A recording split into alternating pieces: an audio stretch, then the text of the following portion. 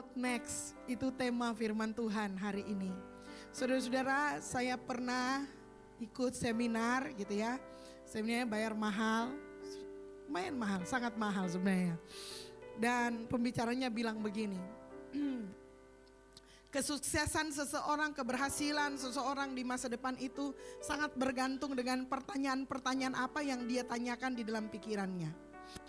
Kalau yang ditanyakan selalu mengapa, maka biasanya itu akan stuck. Orang gak akan maju dan berkembang. Tapi kalau dia bertanya, ada dua pertanyaan, ada dua kata kunci yang harus sering kita tanyakan supaya kita menjadi orang yang berkembang. Yang pertama adalah bagaimana caranya? Setiap kali saudara ada di satu tempat, saudara punya pikiran, saudara arahkan, bagaimana caranya? Bagaimana caranya? Yang satu lagi adalah what next? Selanjutnya apa?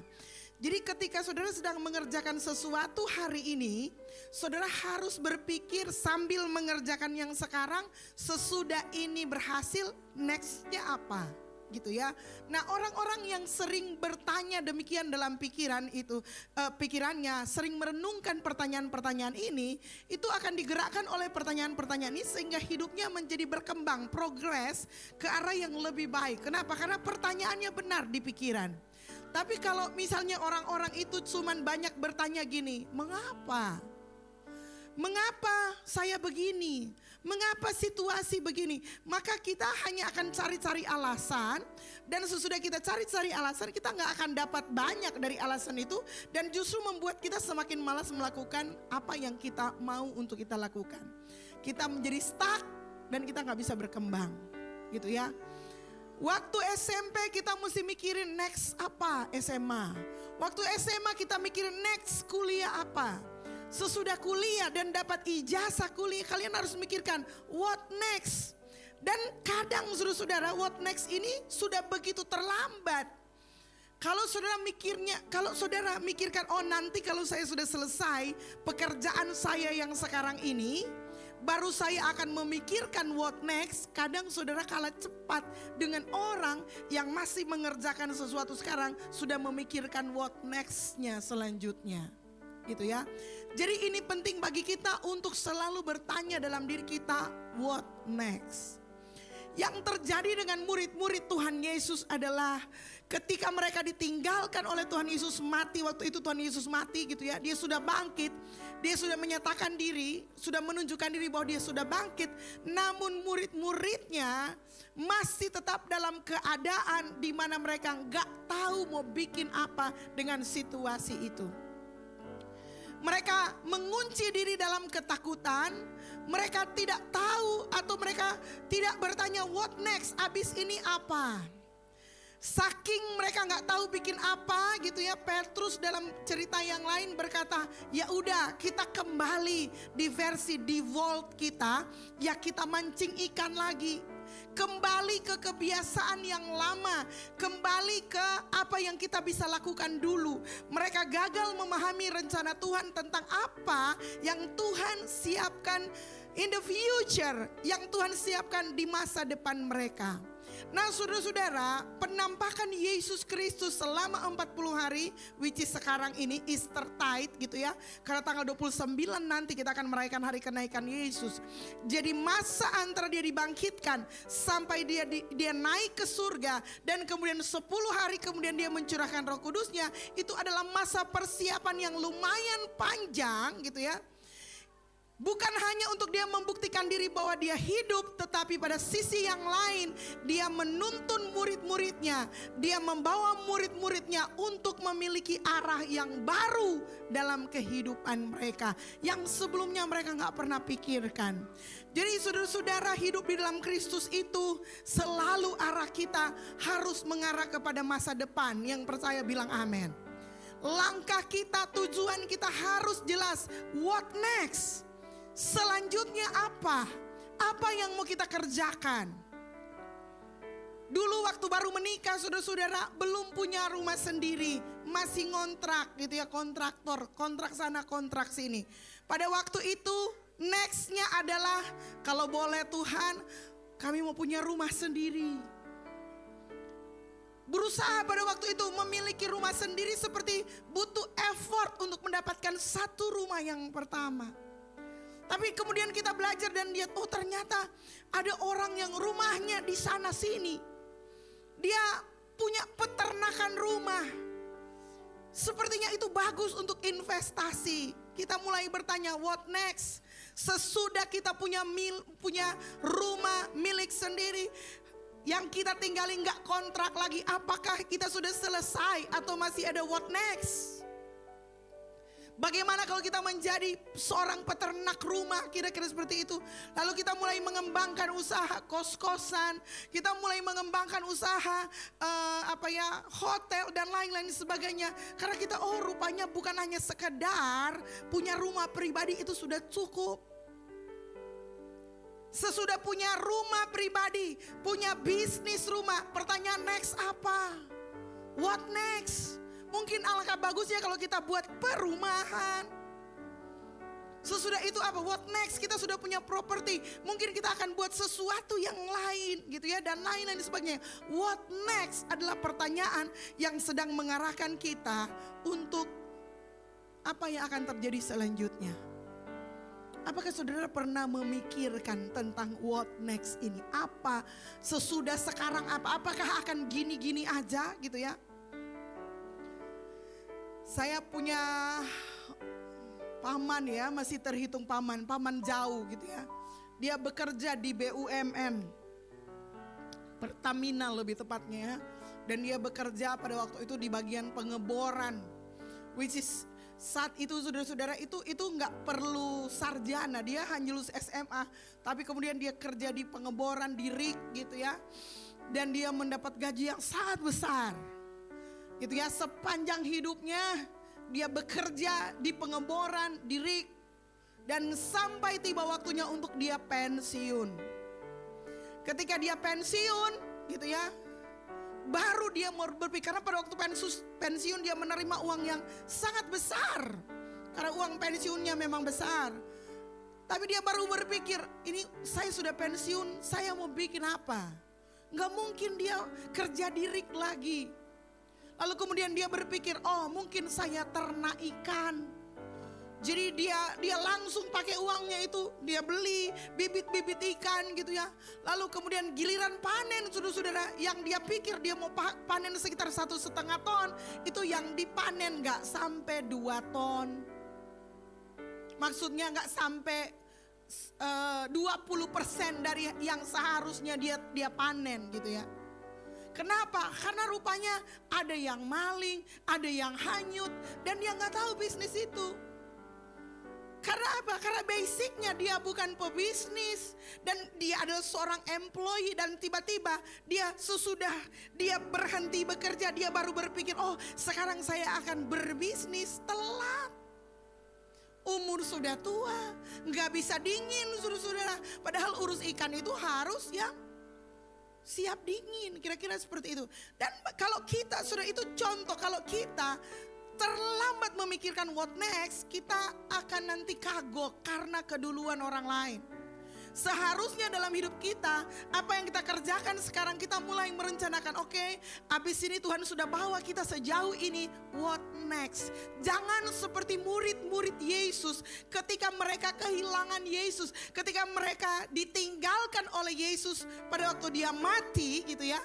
Sesudah itu dia memang bangkit kembali, tetapi mereka benar-benar kehilangan arah.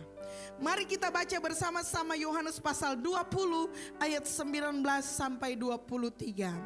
Ada banyak kejadian dalam peristiwa Yesus menampakkan diri kepada murid-muridnya yang menunjukkan bahwa murid-murid dalam keadaan tidak tahu what next. Jalan ke Emmaus, mereka masih sibuk membicarakan soal peristiwa kematian Yesus. Maria Magdalena sampai bagian ini saudara-saudara, ada banyak waktu Yesus menampakkan diri, dan satu yang khusus hari ini saya ingin sharing untuk saudara-saudara sekalian. Karena ini peristiwa yang menunjukkan kepada kita bahwa sesungguhnya dalam hidup kita gitu ya, Tuhan sudah punya rencana dalam hidup kita yang lebih besar. Artinya gini, Tuhan tidak menciptakan kamu dan tidak menempatkan engkau di sebuah posisi untuk gitu-gitu aja sampai mati. Tuhan ingin hidup kita tuh progres, tumbuh.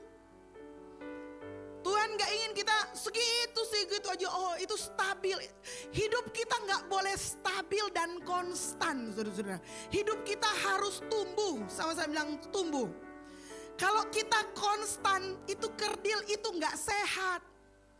Kalau hidup kita begitu aja gitu ya, berarti kita gak sehat. Kita harus ada kemajuan, sama-sama bilang kemajuan. Harus ada progres yang membuat kita menjadi semakin baik, semakin bagus, semakin kuat, semakin sehat, semakin berdaya. Semakin mengenal Tuhan dan rencananya dalam hidup kita. Ada amin. Tidak ada salahnya untuk kita saat ini mulai kembali berpikir, oke Tuhan, Engkau sudah membawa kami sejauh ini. What next? Apa lagi? Apakah saudara-saudara nggak penasaran apa yang Tuhan sediakan? Kalau saya selalu percaya saudara-saudara, di setiap level kehidupan kita itu adalah masa persiapan untuk Tuhan mempercayakan yang lebih besar. Katakan amin. Sama seperti kita kelas 5 gitu ya. Kelas 5 adalah persiapan kelas 6, betul gak? Apakah ada di antara teman-teman semua yang sekolah kelas 5 persiapan untuk kelas 4? No. Pelajarannya dibuat memang lebih sulit. Ujiannya beda dengan kelas 4. Tetapi itu semua untuk mempersiapkan kita naik di kelas yang lebih tinggi. Di level yang lebih besar lagi. Dan kita harus percaya itu. Saudara percaya itu enggak? Amin. Kita harus yakin dan kita harus percaya. Tapi mari kita lihat dulu situasi murid-murid. Karena meskipun mereka murid Yesus, meskipun mereka pernah tinggal sama-sama dengan Yesus, it doesn't matter gitu ya, itu gak jadi masalah. Belum tentu mereka paham apa rencana Tuhan. Itu sebabnya Yesus perlu menunjukkan dirinya secara khusus di dalam Yohanes pasal 20 ayat 19 sampai 23. Kita baca bersama-sama, 1, 2, 3. Ketika hari sudah malam, pada hari pertama minggu itu, di suatu tempat dengan pintu-pintu yang terkunci, karena mereka takut kepada orang Yahudi. Pada waktu itu datanglah Yesus dan berdiri di tengah-tengah mereka dan berkata, "Damai sejahtera bagi kamu." Dan sesudah berkata demikian, Ia menunjukkan tangannya dan lambungnya kepada mereka. Murid-murid itu bersuka cita ketika mereka melihat Tuhan. Maka kata Yesus sekali lagi, "Damai sejahtera bagi kamu. Sama seperti Bapa mengutus aku, demikian juga sekarang aku mengutus kamu." Dan sesudah berkata demikian, Ia mengembusi mereka dan berkata, "Terimalah Roh Kudus. Jikalau kamu mengampuni dosa orang, dosanya diampuni. Dan jikalau kamu menyatakan dosa orang tetap ada, dosanya tetap ada." Amin firman Tuhan. Saudara baca ya, situasinya pada waktu Yesus menampakkan diri kali ini itu spesial kepada murid-murid Yesus. Ada yang dia berjumpa dengan para wanita Maria Magdalena di jalan. Ada yang dia dengan murid-murid di perjalanan. Tapi di Yohanes pasal 20 ini spesial semua murid-murid kecuali Thomas. Oke, jadi semua murid yang lain ada kecuali Thomas. Itu nanti ada cerita yang lain lagi. Nah itu terjadi pada malam hari Minggu. Pada hari sudah malam pada hari pertama minggu itu, murid-murid berkumpul di satu tempat dalam keadaan mengunci diri karena takut. Salah satu alasan mengapa kita gak bisa memikirkan masa depan bisa jadi karena kita terlalu takut. Betul atau betul? Kita takut mengambil keputusan yang salah. Kita takut kita terkena resiko. Kita takut kita salah melangkah. Kita takut dan banyak takut-takut lainnya. Saudara kalau bicara takut itu banyak sekali. Tapi saudara-saudara kalau saudara mau bertanya lebih lanjut lagi gitu ya. sebenarnya soal ketakutan ini, apapun ketakutanmu gitu ya, 99% semua ketakutan kita itu nggak benar, itu cuma perasaan aja. Yang kita takutkan itu it doesn't exist, itu tidak eksis. Perasaan kita yang membuat itu seolah-olah nyata dan real, tapi semua yang kita takutkan dalam hidup ini tidak akan terjadi. Cuma kita aja yang ketakutan berlebihan. Nah, murid-murid Yesus dalam keadaan takut, dalam keadaan bingung. Bisa jadi saudara-saudara gitu ya, yang pertama karena mereka dikuasai oleh rasa bersalah. Rasa bersalah sebab apa? Rasa bersalah karena di situ ada Petrus yang menyangkal dia. Dan pada saudara masih ingat kasus taman gitu ya, Getsemani, ketika prajurit Roma datang untuk menangkap Yesus, mereka pada kabur dan melarikan diri. Dan sekarang mereka harus ketemu dengan Yesus. Ada rasa nggak enak, ada rasa takut, aduh nanti dimarahi, nanti Yesus bilang apa gitu ya, kita yang sudah selama ini setia. Takut yang kedua adalah takut kepada orang Yahudi memang. Karena Yesus pemimpin mereka ditangkap sebagai seorang yang melawan pemimpin-pemimpin agama. Dipermalukan di sepanjang jalan di Yerusalem, Via Dolorosa. Dan itu terjadi di depan mata murid-muridnya. Mereka takut dianggap satu geng dengan Yesus. Jadi mereka bingung mau keluar, takut pandangan mata orang lain. Mau lakukan sesuatu, gimana? Pemimpinnya sudah gak ada. Tapi di tengah-tengah keguncangan itu saudara-saudara, di tengah-tengah mereka lockdown, mereka mengunci diri, Yesus datang dan dia bilang, "Shalom, damai sejahtera bagi kamu." Bilang amin. Si Yohanes memang sedang menunjukkan dan menggambarkan sebuah gambaran mereka dari sebuah ruangan di mana pintu sengaja dikunci. Dan Yesus tiba-tiba berdiri di tengah-tengah mereka. Perhatikan kata Yesus berdiri di tengah-tengah mereka. Yesus ingin memastikan bahwa, hey murid-murid, aku gak ada cuma di samping. I am in the middle. Saya ada di tengah-tengah pergumulan kalian. Saya tahu apa yang kamu alami. Saya bukan hanya ngekor-ngekor. Atau saya ada pemimpin jauh dan meninggalkan kamu. I am in the middle. I am with you. Saya bersama-sama dengan engkau. Damai sejahtera bagi kamu. Saudara, ini bukan sekedar sapaan selamat pagi, selamat malam, hai, salam baku dapa saudara-saudara. Ini sebenarnya sebuah pernyataan surgawi yang dipilih oleh Yesus. Kira-kira begini, oh kalau saya ketemu dengan murid-murid yang dalam keadaan takut, kalimat apa yang akan saya ucapkan?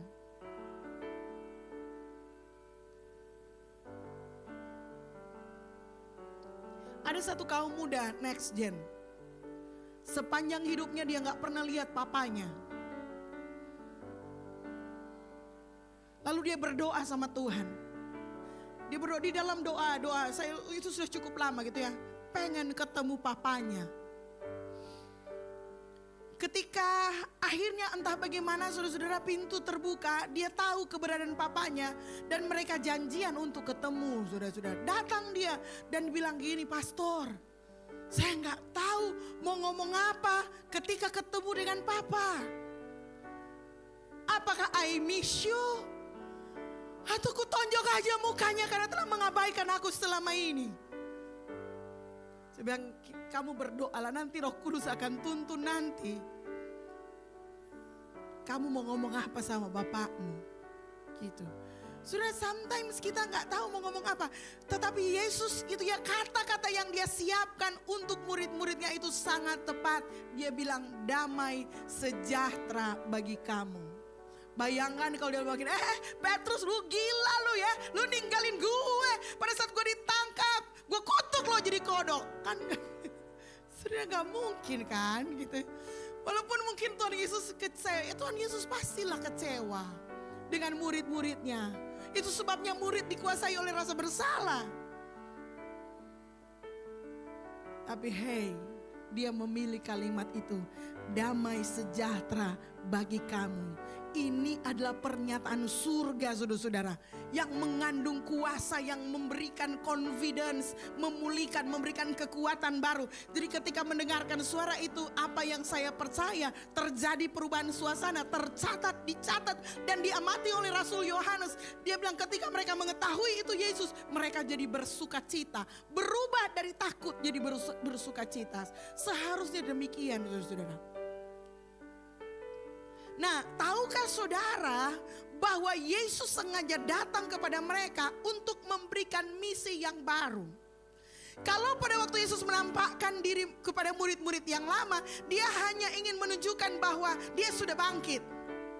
Jadi dia bilang, this is me. Ada yang dia kasih sarapan. Ada yang dia tunjukkan, ini aku secara badan, silahkan kamu makan, tapi saya belum. Waktu Maria Magdalena ketemu pengen peluk, dia bilang jangan dulu, belum sekarang waktunya. Kamu gak bisa memeluk tubuh kebangkitan ini. Mungkin Yesus sudah bilang, kita gak mau kirim lagi, tubuh saya sudah gak bisa dipeluk. Jadi setiap perjumpaan, setiap kali Yesus menampakkan diri, Yesus sedang menyatakan sesuatu kepada murid-muridnya, kepada teman-temannya, kepada publik dan lain sebagainya. Dan kali ini saudara-saudara, spesial untuk murid-muridnya, Yesus datang untuk menyatakan sesuatu yang dia belum bilang sebelumnya. What next? Damai sejahtera bagi kamu. Yesus sedang mempersiapkan murid-muridnya untuk masuk dalam sebuah musim di mana mereka akan bekerja untuk sesuatu yang jauh lebih besar dari diri mereka. Katakan amin. Dia sedang merekrut orang-orang yang akan masuk dalam proyeknya Tuhan. Yang sebenarnya untuk itulah dia harus mati, bangkit dan naik ke surga. Dia nggak bisa bilang proyeknya seperti apa secara gamblang. Tapi dia ingin memastikan bahwa ketika proyek itu, proyek kerajaan Allah itu jalan, murid-muridnya dalam keadaan siap. Itu sebabnya dia bilang damai sejahtera bagi kamu. Untuk masuk dalam sebuah proyek yang besar, kita harus beres dengan Tuhan. Kita gak bisa masuk dalam keadaan kita gak beres dengan Tuhan. Dan Yesus berkata, I'm okay. It doesn't matter kalau kamu penuh banyak kekurangan, kamu pernah gagal, kamu pernah mengalami ketakutan. Ayo kita kerja sama-sama.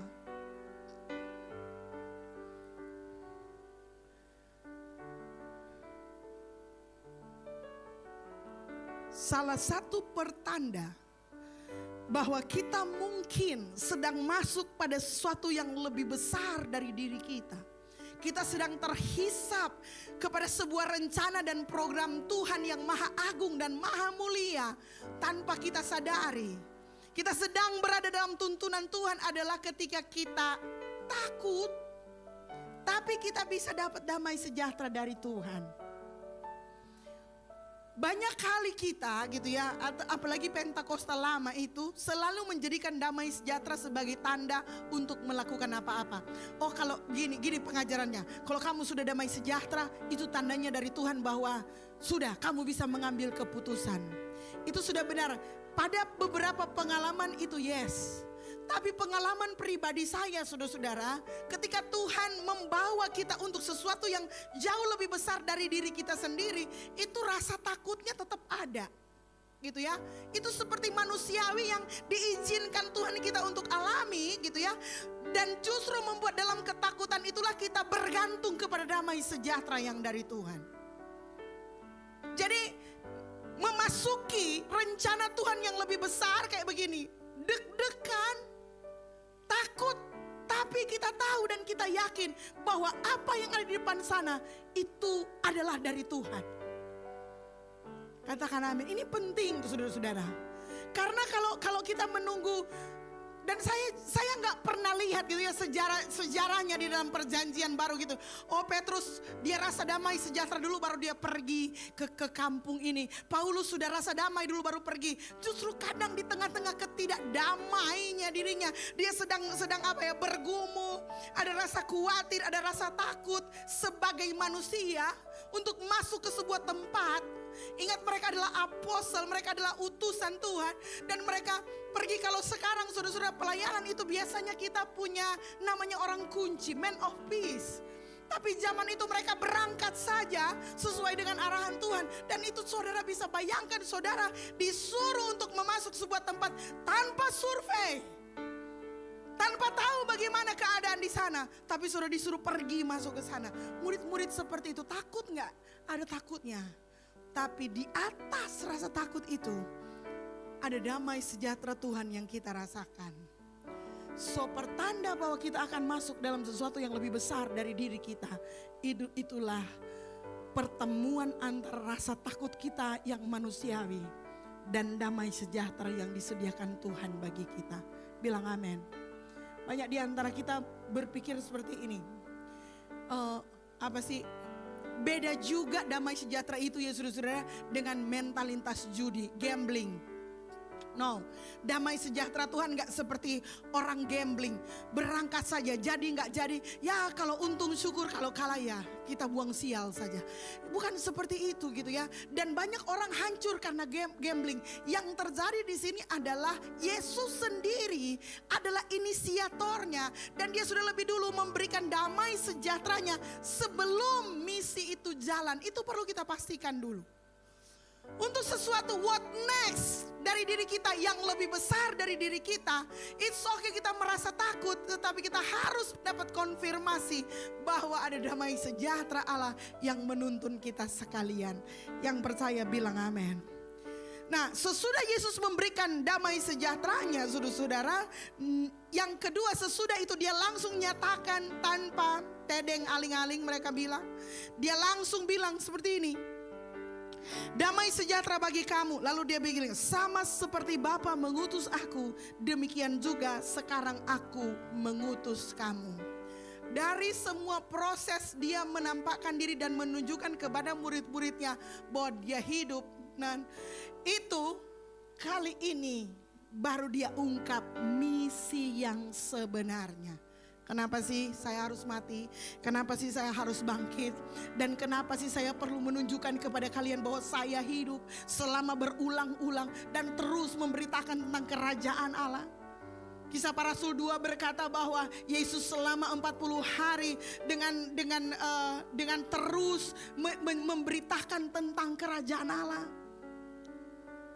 Dan Yohanes pasal 20 merekam misinya untuk murid-murid yang sebelumnya mereka belum paham.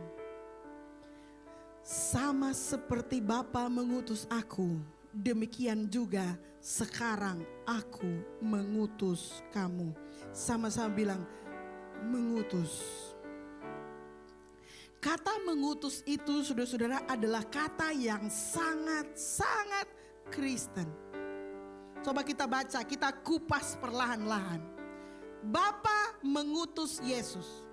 Sama seperti kita kan ini awalnya. Sama seperti Bapa mengutus Yesus, demikian aku mengutus kamu.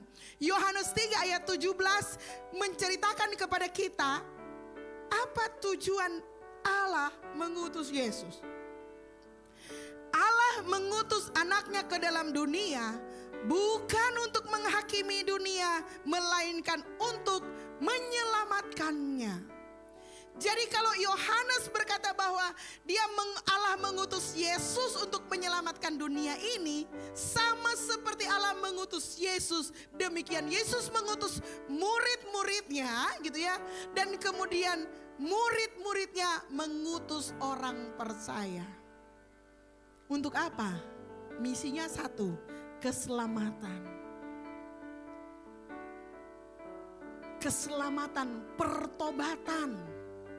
Kalau bicara pertobatan itu berarti berbicara transformasi kehidupan, perubahan hidup. Saudara-saudara, kata mengutus ini memang sangat Kristen gitu ya. Tetapi itu sebenarnya kata juga yang sangat baik untuk kita pahami gitu ya. Mungkin kalau dalam bahasa marketplace, kata pengutusan itu atau kata mengutus itu seperti istilahnya buka cabang. Kalau saudara sulit pahami kata mengutus itu, buka cabang. Ketika sebuah restoran buka cabang, itu bukan cuma sekedar buka cabang doang, saudara.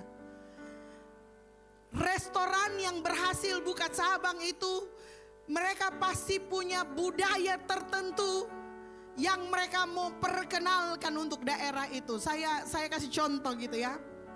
Zaman dahulu, saudara-saudara, orang Indonesia kalau makan di restoran, kaum baby boomers, gini. Di zaman silent generation itu semua perempuan pinter masak. Kalau dia pun tidak pinter masak, dia harus bisa masak. So restoran itu kurang begitu terkenal. Maksudnya orang tuh jarang ada yang laku. Sampai kemudian masuk di era industri, perempuan juga sudah mulai bekerja.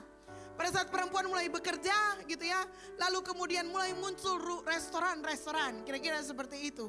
Dan di Indonesia saudara-saudara, lebih lambat dari barat gitu. Tetapi budaya restoran di Indonesia gini saudara-saudara.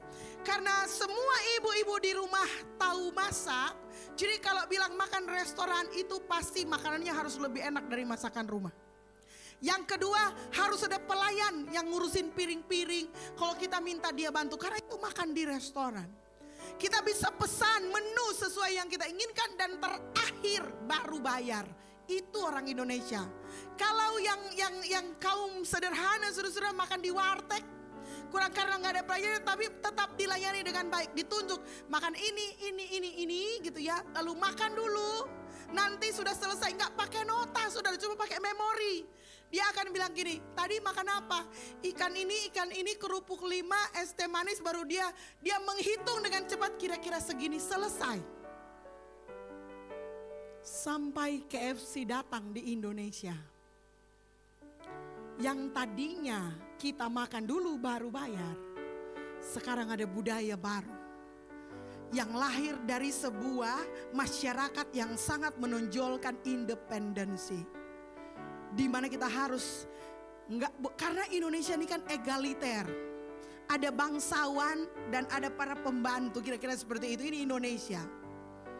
Makanya bangsa kita gitu ya, anggota DPR masih ada mobilnya di antara-antara, itu model egaliter. Jadi bangsawan, orang terpandang, pejabat, itu banyak protokolernya, itu bangsa kita. Kalau di barat nggak berlaku seperti itu. Datanglah KFC saudara-saudara, kita belum makan kita sudah diminta bayar. Syok nggak? Kalau makan di restoran dulu pakai garpu, pakai sendok, piringnya ditata. Saya masih ingat saudara-saudara, saya kuliah gitu ya, saya kuliah di STT Parakletos Kentucky, itu makanan yang mewah sekali. Satu hari saudara-saudara kami dapat uang pelayan yang cukup besar, dan karena di kampus itu kami hanya makan daging seminggu sekali, itu pun sesudah puasa. Jadi makan ayam goreng KFC itu adalah hal yang luar biasa. Dan saya punya satu teman yang belum pernah makan KFC sama sekali. Jadi saya ajak dia, saya bilang, pas ada berkat. Kita baru habis pelayanan sekolah minggu dan dapat persembahan kasih dari jemaat. Saya mau traktir kamu makan KFC. KFC di Manado itu baru yang di Jalan Boulevard, yang di sebelah Siloam situ. Pergilah kami saudara-saudara. Lalu kemudian makan. So makan, saya teman duduk-duduk gitu ya. Tunggu-tunggu. Kita bilang makan Jo, so berdoa, dia bilang begini. Mana rek tu leper. Sih saudara-saudara, dia nungguin, kenapa mau makan gak ada sendok? Gimana juga makan KFC pakai sendok, bingung gitu ya. Kenapa? Karena dia tahu kalau makan di restoran itu harus ada sendok dan garpu. Tapi KFC ngajarin budaya yang lain.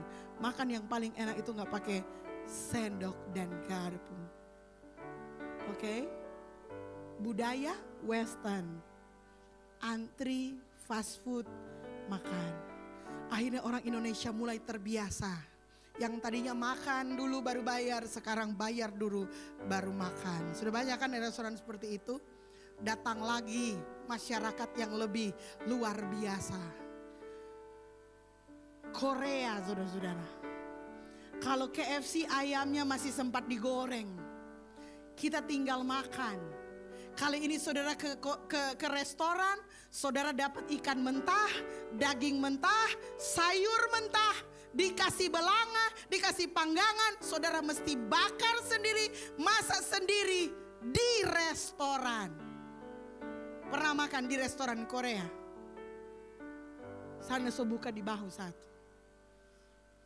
Coba saudara-saudara, kalau saudara masak dan angus, saudara gak boleh komplain kepada yang punya restoran, karena saudara yang masak sendiri. Saudara harus makan.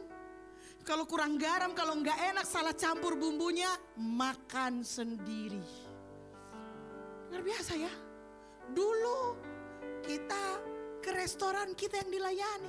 Kemudian budaya berikutnya, kita buka ke restoran, belum makan, so bayar. Sekarang sampai di restoran, torang tuh mesti mau masak, torang lagi yang mesti bayar.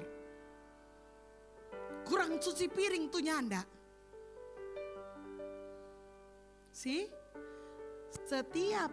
Setiap restoran itu buka cabang, mereka bukan cuma sekedar buka cabang. Mereka sedang membangun budaya yang baru. Mereka punya maksud, mereka punya misi, mereka tujuan. Bukan hanya memberi makan orang, tetapi mereka memberikan pengalaman yang baru kepada orang-orang yang belum pernah makan. Dulu makan pakai sendok garpu. Makan pakai tangan, terakhir so makan pakai kayu, sudah pakai sumpit.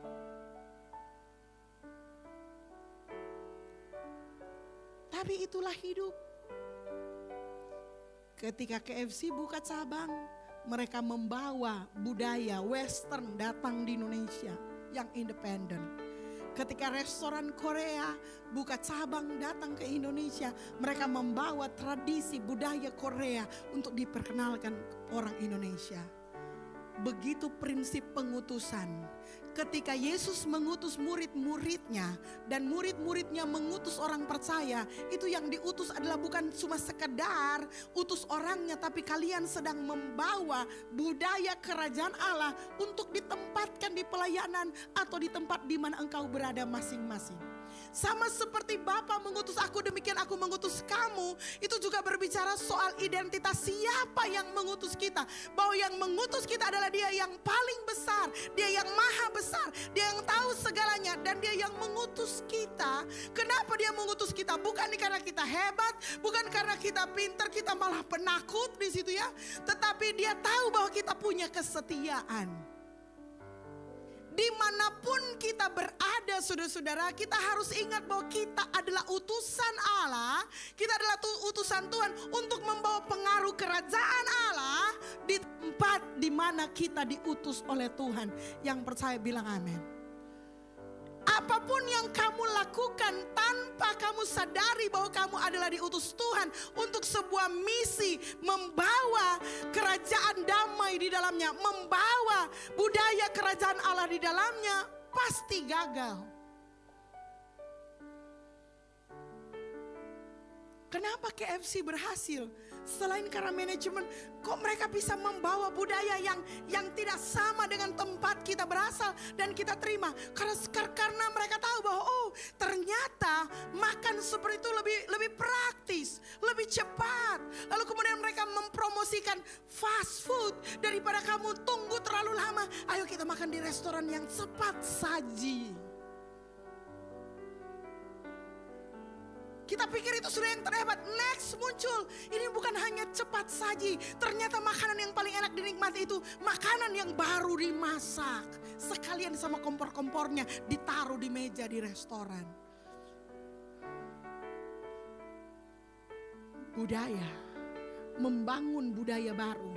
Dan ketika kita masuk dalam pengalaman itu, kita mulai begini, kita nggak marah kepada orang Korea, tapi kita belajar sesuatu. Yes, makanan yang baru dimasak is the best. Bukan soal ada tuyul. Karena ada orang bilang begini, itu restoran pakai tuyul. Karena kalau makan di tempat itu enak, kalau bawa ke rumah ndak enak. Itu bukan soal tuyul, saudara. Memang makanan kalau so lama, so lain rasa. Beli mie kuah bajalang 15 menit, so bangka ke tu DP mie. Kalaupun DP mie ndak bang, dah saya pisah. Mar DP suhu air so turun. Serta sirang kasanya ya nak masa bagus itu mie. Memang lebih enak makan di tampa. Jangan-jangan orang pakai tuyul. Bukan tuyul itu, saudara-saudara. Memang makanan yang makan di habis mau masak itu makan yang paling enak. Biar cuma kangkung leh. Kalau berhabis cah, tetap lebih enak daripada capcay sisa kemarin.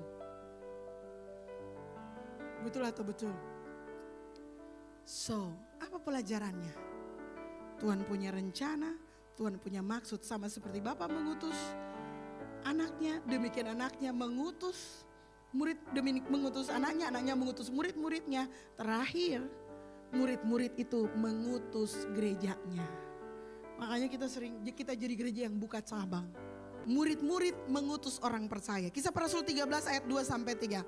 Pada satu hari, minta 5 menit lagi ya. Pada suatu hari ketika mereka beribadah kepada Tuhan dan berpuasa, berkatalah Roh Kudus, khususkanlah Barnabas dan Saulus bagiku untuk tugas yang telah kutentukan bagi mereka. Maka berpuasa dan berdoalah mereka, dan setelah mereka meletakkan tangan ke atas 2 orang itu, mereka membiarkan keduanya pergi. Jadi para rasul mengutus gitu ya, orang-orang percaya untuk melanjutkan pelayanan mereka. Salah satu alasan mengapa gereja kita buka satelit, buka cabang mitra, ini bukan Indomaret, saudara-saudara, bukan mengejar profit.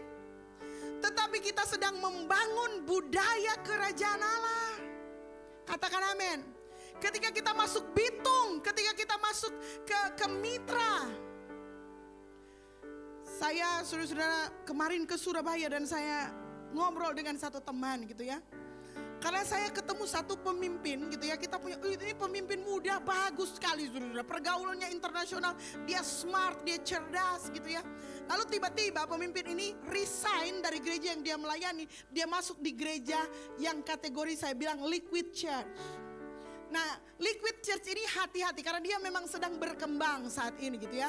Salah satu yang diajarkan di liquid church ini adalah mereka sama seperti perusahaan, ambil adopsi gereja yang semua bangkrut, ganti nama, kasih pendanaan sedikit, lalu kemudian jalan.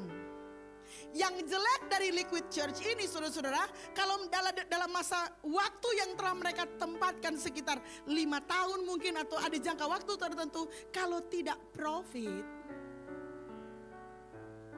mereka akan cut it off. Mereka gak peduli jiwa-jiwa di situ mau bagaimana, disuruh cari aja gereja yang lain. Karena yang mereka kejar itu adalah profit. It's a liquid church. Saya tanya, di mana dia? Karena orang itu buat saya, wah dia tuh cerdas, pinter, karismatik gitu. Saya bilang, wih gerejanya tutup yang di Surabaya. What? Gereja sebesar itu, oh itu kalau dengar mother church-nya itu gereja yang sangat kuat, kelihatannya sangat kaya. Secara tampilan. Tapi kemudian tutup. Saya bilang, lalu jemaat yang dilayani selama bertahun-tahun dibiarkan kemana? Yang gak tahu. Karena sekarang orang itu pindah daerah yang lain. Sekarang orang itu lagi telepon katanya, mau minta pelayanan kembali di gereja yang sebelumnya. See? Saya bilang no, kita gak boleh seperti itu. Karena tujuan gereja didirikan itu adalah sebagaimana Allah mengutus Yesus, demikian Yesus mengutus murid-muridnya, demikian murid-murid para apostel mengutus kita orang percaya. Ketika gereja bangun, yang dibangun itu adalah culture dari kerajaan Allah. Kita bukan hanya mendirikan gereja dan kemudian taruh merek dan kemudian kita peresmian dan kemudian selesai, no. Sebagaimana Allah mengutus kita, demikian kita mengutus murid-muridnya. Sebagaimana Allah mengutus Yesus, Yesus mengutus murid-muridnya, murid-murid mengutus orang percaya mendirikan gerejanya. Untuk maksud apa? Keselamatan terjadi. Hitungan Alkitab itu memang beda, saudara-saudara. Satu jiwa berharga di kerajaan Allah. Dan Tuhan akan terus menguji motivasi kita. Kita mendirikan gereja ini untuk apa? Apakah kita mendirikan gereja ini masih untuk sama seperti aku mengutus kamu, demikian aku mengutus kamu? Atau apa? Saya bilang memang beda. Beda saudara-saudara. Kalau saudara mau melakukan multiplikasi perlipat gandaan, nilai tambah, faktor kali, apapun itu, pastikan ada muatan misi di dalamnya. Karena kalau itu tidak ada muatan misi di dalamnya, saudara nggak sedang membangun orang, saudara nggak sedang membangun budaya, saudara nggak sedang meluruskan sesuatu yang salah, itu akan hancur dengan sendirinya. Karena maksud dan tujuan Tuhan itu jelas. Sama seperti Bapa mengutus Yesus, Yesus mengutus murid-muridnya. Demikian kita diutus untuk melakukan kehendak Allah. Ujung-ujungnya adalah karya penyelamatan. Amin ya. Kita jadi tahu di mana posisi kita. So kita harus pikirkan what next. Mau diutus kemana lagi kita? Proyek besar apa yang Tuhan mau percayakan kepada kita? Bagus untuk kita tanyakan malam ini kepada Tuhan.